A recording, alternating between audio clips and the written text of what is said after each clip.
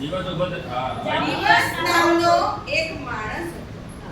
એની વહુનું નામ હતું રાત. એ બહુ સુંદર. એને બે બાળક હતા. એ હસવાનું નહીં. દીકરો સૂરજ અને દીકરી ચંદ્રા બધા મોજથી રહેતા. એક દિવસ સૂરજ અને ચંદ્રા ફરવા નીકળ્યા.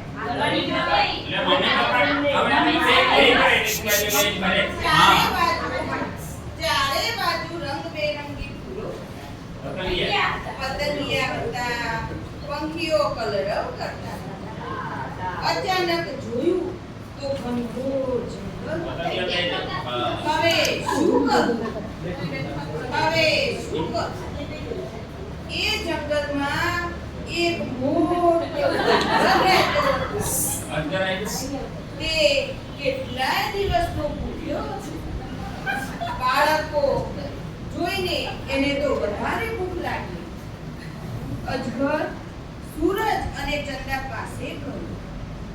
એક ઝપટામાં બંનેને ગળી ગયો.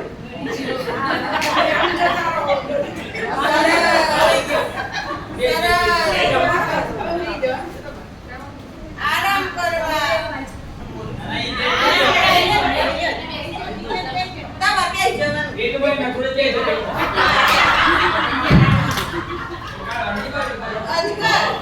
અજગર તો આરામ કરવા નદી કિનારે ગયો.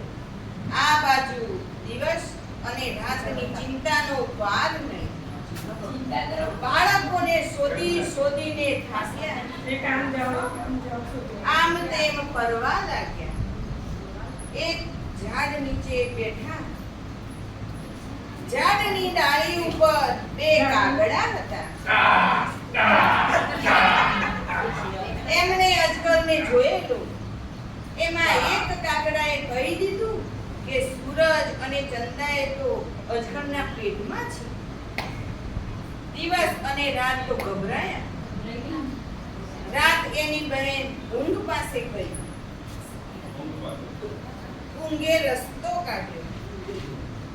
હું અજગરને ઊંઘાડી દઈશ.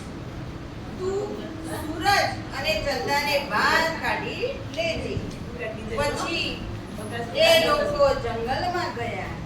હળવેથી અજગરની આંખોમાં ઘૂસી ગઈ. અજગરે મોટું બગાસું ખાધું. એણે મોઢું ખુલ્લું રાખીને ઊંઘી ગયો.